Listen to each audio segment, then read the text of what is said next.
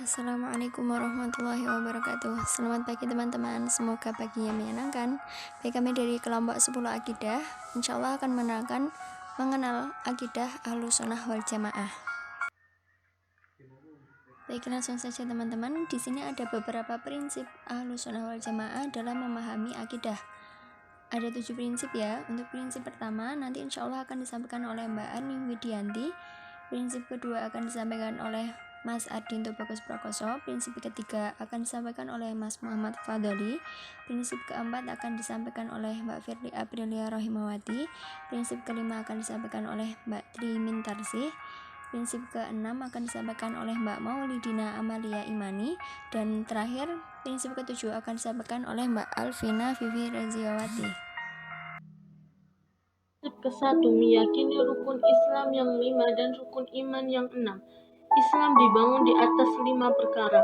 Bersaksi bahwa tiada ilah yang berhak disembah kecuali Allah, dan bahwa Muhammad adalah hamba dan rasulnya. Menegakkan sholat, menunaikan zakat, haji, dan berpuasa. Hadis riwayat Bukhari dan Muslim. Barang siapa yang meyakini rukun Islam selain yang disebut di atas, maka dia termaksud ahli bid'ah dan sesat. Ini berdasarkan firman Allah, wahai orang-orang yang beriman, tetaplah beriman kepada Allah dan Rasul-Nya, serta kitab yang Allah turunkan sebelumnya. Barang siapa yang kafir kepada Allah, malaikat-malaikatnya, kitab-kitabnya, rasul-rasulnya, dan hari kemudian, maka sesungguhnya orang itu telah sesat sejauh-jauhnya. Surat An-Nisa ayat 136. Baik, saya akan menjelaskan prinsip kedua, yaitu iman. Iman adalah membenarkan dengan hati, mengatakan dengan lisan, mengamalkan dengan anggota badan, bertambah dengan ketaatan, dan berkurang dengan kemaksiatan. Membenarkan dengan hati, meyakini bahwa Allah itu ada, mengatakan dengan lisan, diwujudkan dengan kalimat syahadat, mengamalkan dengan anggota badan, yaitu melaksanakan apa yang diperintahkan oleh Allah dan apa yang dilarang oleh Allah. Lalu kita akan bertambah ketaatan dan berkurang kemaksiatannya. Adapun dalil bertambah dan ketaatan dan berkurang dengan kemaksiatan yaitu bisa dibaca artinya di Al-Quran surat Al-Mudassir ayat 31. Terima kasih.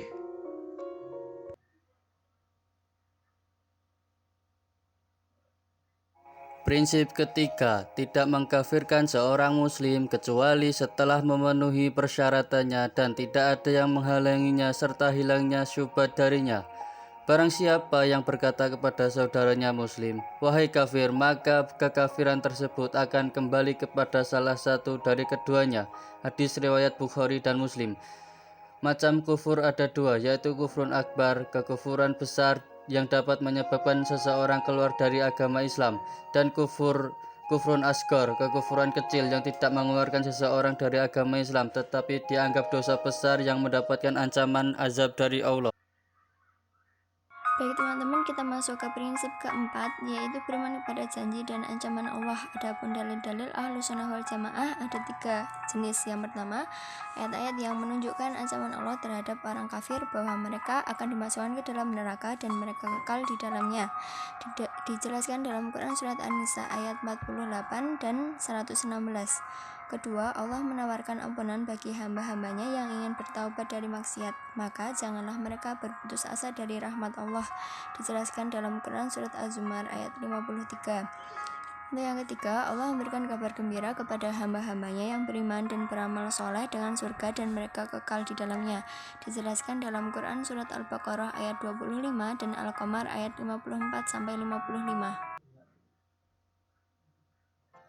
Masuk ke prinsip kelima, yaitu keutamaan menghormati para sahabat dan ahlul bait dan orang-orang yang terdahulu yang pertama-tama masuk Islam di antara orang-orang mujahirin dan ansar dan orang-orang yang mengikuti mereka dengan baik. Allah ridho kepada mereka dan mereka pun ridho kepada Allah. Allah menyediakan bagi mereka surga-surga yang mengalir di bawahnya sungai-sungai. Mereka kekal di dalamnya selama-lamanya. Itulah kemenangan yang agung. Quran Surah At-Taubah ayat 100. Yang selanjutnya, kewajiban mencintai ahlul bait. Sesungguhnya Allah bermaksud hendak menghilangkan dosa dari kamu, hai ahlul bait, dan membersihkan kamu sebersih-bersihnya. Quran Surah Al-Ahzab ayat 33. Prinsip keenam, membenarkan karamah wali Allah. Karamah wali Allah adalah kejadian luar biasa yang Allah tampakkan pada diri hambanya yang soleh bukan nabi, serta tidak mengaku nabi sebagai bentuk penghormatan yang Allah berikan. Jika hal tersebut terjadi kepada orang kafir atau tidak soleh, maka dinamakan al-istidraj atau jebakan. Contoh karamah wali Allah, Siti Maryam mendapatkan makanan dalam mahramnya. Surat Al-Imran ayat 37. Tidaknya Ashabul Kahfi dalam gua selama 309 tahun. Surat Al-Kahfi ayat 25. Hikmah karamah wali Allah menunjukkan kekuasaan Allah, menguatkan iman hambanya, menunjukkan kebenaran Islam, menunjukkan kemuliaan orang yang mendapatkan karamah. Selanjutnya, prinsip ketujuh, beriman kepada qada dan qadar, yang baik dan yang buruk. Adapun keyakinan ahlu sunnah wal jamaah terhadap qada dan qadar mencakup beberapa tingkatan. Tingkatan pertama, beriman bahwa Allah mempunyai ilmu tentang segala sesuatu, baik yang belum terjadi, yang sedang terjadi, maupun yang sudah terjadi. Tingkatan kedua, beriman bahwa Allah menulis seluruh takdir makhluk di Lauhul Mahfuz. Tayyib, alhamdulillah, cukup sekian dari kelompok kami mengenai mengenal akidah Ahlus Sunnah wal Jamaah. Jika sekiranya banyak kesalahan dari kami, baik dari segi tulisan ataupun perkataan, kami mohon maaf. Wassalamualaikum warahmatullahi wabarakatuh.